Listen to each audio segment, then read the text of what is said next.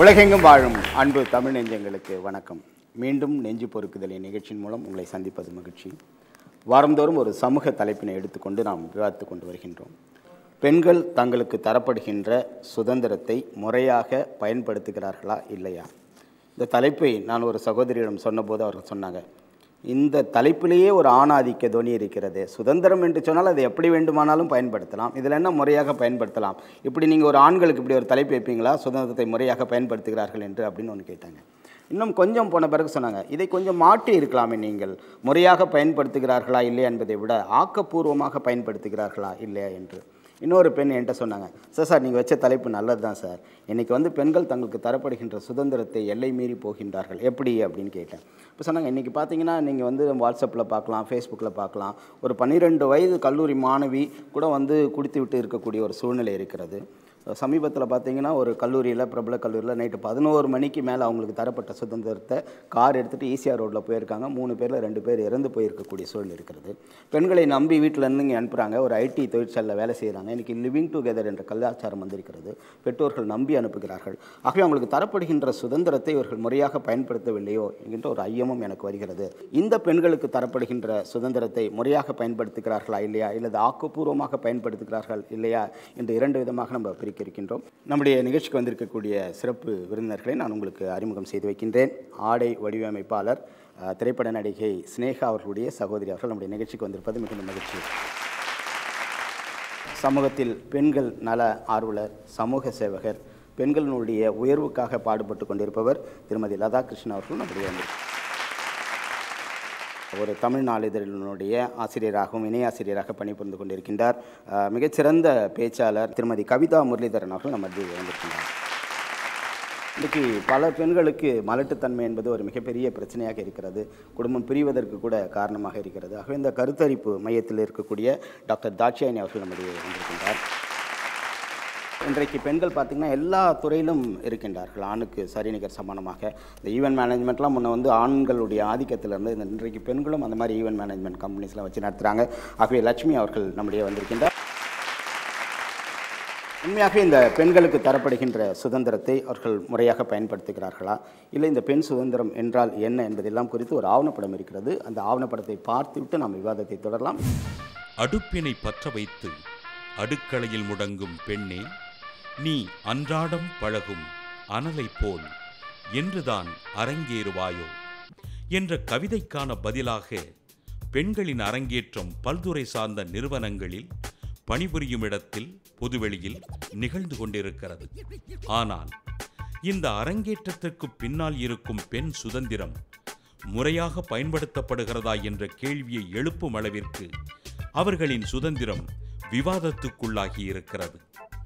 ஆடை, ஆடம்பரம், மது, ஆட்டம் இவற்றில்தான் பெண் சுதந்திரம் எல்லை மீறி போய்கொண்டிருப்பதாக பொதுவாக பலரும் எண்ணுகின்ற அதே வேளையில் பேச்சுரிமை, பணி உரிமை, பதவி உரிமை, சம உரிமை, அரசியல் உரிமை என்று உலகம் வியக்கும் அளவிற்கு பெண்ணினத்தின் பெருமை வாய்விளக்க வைப்பதையும் மறுக்க முடியாது.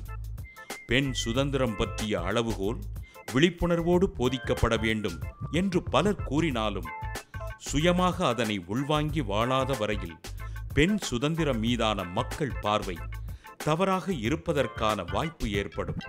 அத்துடன் பெண் சுதந்திரத்தின் மீது வக்கிர பார்வை வீசும் ஆண்களின் பார்வையை பெரிதுபடுத்துவதால் ஒரு சிலரின் தவறு ஒட்டுமொத்த இனத்தின் மீதான தவறாக கொள்ளப்படுவதும் ஒரு வேதனைதான் என்பதை பெண்ணியவாதிகள் ஒத்துக்கொள்கிறார்கள். இந்த ஆவணப்படத்தை பார்க்கின்ற போது கூட ஒரு சிலர் செய்கின்ற தவறால் தான் இந்த ஒட்டுமொத்தம் அப்படின்ற ஒரு வார்த்தையை மிக சரியாக பயன்படுத்தியிருப்பார். நாங்கள் வந்து ஒட்டுமொத்தமாக எடுக்கவில்லை, ஒரு சில மட்டுமே தவறாக பயன்படுத்தாது. அதையும் வந்து சில விஷயங்கள் நம்ம விவாதிக்க வேண்டிய தலைப்பினால் வைக்கின்றோம். அதே மாதிரி இதில் வந்து நிறைய பெண்களுடைய காட்சி அவங்களுடைய வாழ்க்கை பாதிக்கப்படாதா அப்படின்னு நிறைய பேர் கேட்கலாம். ஆனால் இது எல்லாமே யூடியூப்பில் வந்து தான் நாங்கள் எடுத்திருக்கோம். பல ஆயிரக்கணக்கான லட்சக்கணக்கான மக்கள் பார்த்த பிறகு தான் இது இருக்கிறது. அப்போ அவங்களுடைய வாழ்க்கையும் பாதிக்கப்படும் என்ற அந்த பயம் கூட இல்லாமல் தான் இருந்திருக்கிறார்கள்.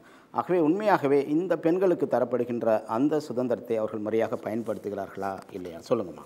டேட்டிங்கிறாங்க, அவுட்டிங்கிறாங்க, அந்த மாதிரிலாம் போய் நம்ம இந்திய கல்ச்சரையே ரொம்ப கஷ்டப்படுத்துகிறாங்க சார். ரொம்ப அது மனசு வலிக்குது. பெண்களான நிறைய பேருக்கு என்ன மாதிரி நிறைய பெண்களுக்கு அது மனசு ரொம்ப வலிக்குது சார். சுதந்திரம் அப்படின்றதே ரொம்ப நாளுக்கு அப்புறம் தான் பெண்களுக்கு கிடைச்சு. முக்கியமாக இந்த ஆடையில் சொல்லலாம்.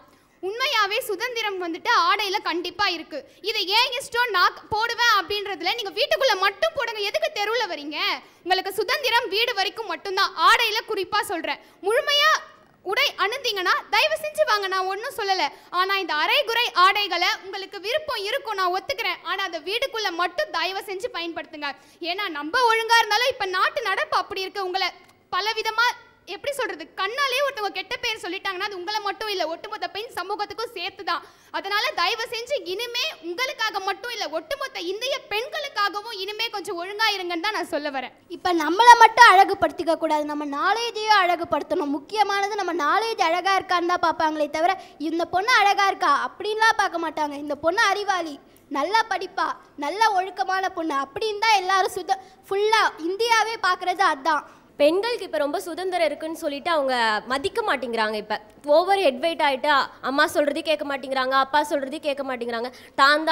நமக்கு தான் சுதந்திரம் இருக்குல்ல, நம்ம எது வேணாலும் செஞ்சுட்டு போவோமே, என்ன யார் கேட்குறது இப்போ அப்படின்ற மாதிரி இப்போ ஆயிட்டாங்க. பெண்களுக்கு வந்து இப்போ ஆண்களுக்கு நிகரான சுதந்திரம் கிடச்சிருக்கு. எல்லா துறையிலும் வந்து பெண்கள் இருக்கிறாங்க ஆண்களுக்கு நிகராக. ஆனால் அதை வந்து அவங்க ஓவர் அட்வான்டேஜாக எடுத்துக்கிறாங்க. சொல்லணும்னா மொபைல் ஃபோன்ஸ், வாட்ஸ்அப் இதெல்லாம் வந்து அவங்க தப்பாக யூஸ் பண்ணுறாங்க. எதுக்கு யூஸ் பண்ணுமோ அதுக்கு யூஸ் பண்ணாமல் வேறு விதத்தில் யூஸ் பண்ணுறாங்க. அதனால் ஒட்டுமொத்த பெண்களும் வந்து அந்த சுதந்திரம் வந்து தப்பாக யூஸ் பண்ணுறாங்கன்ற பேர் தான் வருது. இப்போ 5 கேர்ள்ஸ் ஒன்றா இருக்காங்கன்னு வச்சுக்கோங்களேன். ஒரு பாய் தனியாக போனால் எங்கள் காலேஜ் ஆண்டே நடக்கிற விஷயங்கள் இதெல்லாம். தனியாக போனால் அந்த பாயை கலாய்க்கிறாங்க. 5 கேர்ள் ஒன்றா சேர்ந்துட்டா என்ன தான் உங்களுக்கு சுதந்திரம் கிடைச்சிட்டு அந்த பையனை கலாய்க்கலாமா? நாளைக்கு அவன் எதனா பண்ணிட்டான், அப்போ இதை பண்ணிட்டான்னு சொல்கிறாங்க. இப்படிலாம் பெண்கள் வந்து தங்களது சுதந்திரத்தை மிஸ்யூஸ் பண்ணுறாங்க. ஃபஸ்ட்டெல்லாம் அந்த காலத்தில் வந்து ஹேர் ஸ்டைல்ஸ்லாம் பார்த்திங்கன்னா ஏதாவது டெத்து நடந்த வீட்டிலலாம் ஃப்ரீ ஹேர் விட்டுட்டு இருப்பாங்க. ஆனால் இப்போ வந்து பார்த்திங்கன்னா எல்லாருமே அதை ஒரு ஃபேஷனாக எடுத்துக்கிறாங்க. திருவள்ளுவர் சொல்லியிருக்கார், அகழ்வாரை தாங்கும் நிலம் போல தம்மை இகழ்வார் பொறுத்தல் தலை. அதாவது பெண்களுக்கு மிகவும் அவசியமானதே பொறுத்தல் தான். பொறுத்தல் தன்மை மிகவும் அவசியமானது பெண்களுக்கு. அந்த பொறுத்தல் தன்மை இப்போ நம்ம பெண்களுக்கு இல்லவே இல்லை. அந்த பொறுத்தலையே அவமதிக்கிறாங்க. உண்மையாக அப்படி ஒரு தவறாக பயன்படுத்தக்கூடிய சூழல் இருக்கிறதா? மங்கையாய் பிறப்பதற்கே மாதவம் செய்திடல் வேண்டும் அம்மா அப்படின்னு ரொம்ப அழகாக கவிஞர் தேசிக விநாயகம் பிள்ளை சொல்லியிருக்காரு. ஸோ நான் இப்போ என்னோட சீனே எடுத்திங்கன்னா, திருமணத்திற்கு முன்பாக வெறும் மாஸ்டர் டிகிரி மட்டும் தான் பண்ணியிருந்தேன். ஆனால் திருமணத்திற்கு பின்பு எனக்கு கொடுத்த சுதந்திரத்தினால என்னுடைய எம்ஃபில் முடித்தேன், என்னுடைய பிஹெச்டி முடித்தேன். ஸோ சாதாரணமாக ஷர்மிலான்னு கூப்பிட்டு இருந்தேன், என்ன இப்போ டாக்டர் ஷர்மிலான்னு பெருமையாக சொல்கிறாங்க. இப்போ வாட்ஸ்அப் அண்ட் ஃபேஸ்புக் அந்த மாதிரி ஒரு டெக்னாலஜி இம்ப்ரூவ்மெண்ட் எங்களுக்கும் அந்த கான்டாக்ட்ஸ் இருக்கிறதுனால தான் இப்போ சுய தொழில் செய்கிறவங்க கூட அவங்களுக்கு that will be very very useful, ரொம்ப யூஸ்ஃபுல்லாக இருக்கும் அவங்களுக்கும் அந்த கான்டாக்ட்ஸு. ஸோ அந்த ஒரு கான்டாக்ட் மூலமாக அவங்க வந்து அவங்களோட சுய தொழிலை வந்து எக்ஸ்பேண்ட் பண்ணிக்கிறாங்க, ஒரு நல்ல விதத்தில் யூஸ் பண்ணிக்கிறாங்க. இந்த சுதந்திரன்றது பெண்கள் வந்து நிறைய பேர் இன்றைக்கி வந்து துறையில் பார்த்தீங்கன்னா, இன்றைக்கி வந்து இங்கே இருக்க கெஸ்ட்டெல்லாம் வந்து உட்காந்துருக்காங்கன்னா அவங்களுக்கு கொடுத்துருக்க சுதந்திரத்தை அவங்க கரெக்டாக பயன்படுத்தினால தான் இன்றைக்கி அவங்க வந்து கெஸ்ட்டாக உட்காந்துருக்காங்க. ஸோ அவங்க கரெக்டாக பயன்படுத்துகிறாங்க. ஸோ அந்த லெஸ்ஸர் பர்சன்டேஜ் ஆஃப் உமன்ஸ் யார் சரியாக பயன்படுத்தலையோ அவங்கள பேஸ் பண்ணி என்டையர் அந்த சமுதாயத்தை, பெண்கள் சமுதாயமே வந்து அதை பயன்படுத்தலை அப்படின்னு ப்ளேம் சொல்ல முடியாது. ஃபேஸ்புக், வாட்ஸ்அப்ன்றது ஒரு பல்லாயிரக்கணக்கான இருக்கிறது. அதில் வந்து நான் இப்படி ஃபோட்டோ எடுத்திருக்கேன் பாரு, இப்படி ஃபோட்டோ எடுத்திருக்கேன் பாருன்றதை காட்டணுன்ற அவசியம் இல்லை. உனக்கு பிடிச்சா நீ எடுத்து வச்சிருக்கியா, ஃப்ரெண்ட்ஸ்ட்டு நேராகவே காமிச்சிடலாமே, நீ எதுக்கு அதை ஷேர் பண்ணுற? எவ்வளோ டெக்னாலஜி டெவலப்மெண்ட், நம்ம சொல்கிற டெக்னாலஜி டெவலப்மெண்ட்லேயே நம்ம ஃபோட்டோவையே வேறு மாதிரி சித்தரிக்கிற தொழில்நுட்பமும் இருக்குது. அதை மறந்துட்டு நம்ம பெண்ணுன்றதையே மறந்துட்டு இருக்கோன்றது தான் என்னோட கருத்து. அதே மாதிரி சோஷியலாக ஒரு பப்ளிக் பிளேஸில் எப்படி பிஹேவ் பண்ணுன்றது பொண்ணுங்களுக்கு தெரியல. சுதந்திரம் சொல்லி நம்ம சுதந்திரம் கொடுத்ததுக்கப்புறம் நம்ம பண்ணுறது சின்ன சின்ன தப்பு தான் நம்மளுக்கு பெருசாக தெரியும். எல்லாரும் தப்பு பண்ணுறாங்கன்னு நான் சொல்லலை, தப்பு பண்ணுற பொண்ணுங்களை தான் நான் சொல்கிறேன். ஒரு பப்ளிக் பிளேஸில் ஒரு சிக்னலில் நம்ம அது காதலனாக இருக்கலாம், கணவனாக இருக்கலாம், அண்ணனாக இருக்கலாம், தம்பியாக இருக்கலாம். ஆனால் அந்த இடத்துல ஒரு 5 பேர் இருக்க இடத்துல ஒரு பையனோட எப்படி இருக்கணுமோ அப்படி தான் இருக்கணும். சிக்னலில் ஒரு பொண்ணு ஒரு பையனோட இருக்கான்னு வச்சுக்கோங்களேன், அதுக்கு பக்கத்துலேயே தான் ஸ்கூல் போகிற பையன், அவங்க அப்பா, ஆஃபீஸ் போகிறவங்க எல்லாருமே இருப்பாங்க.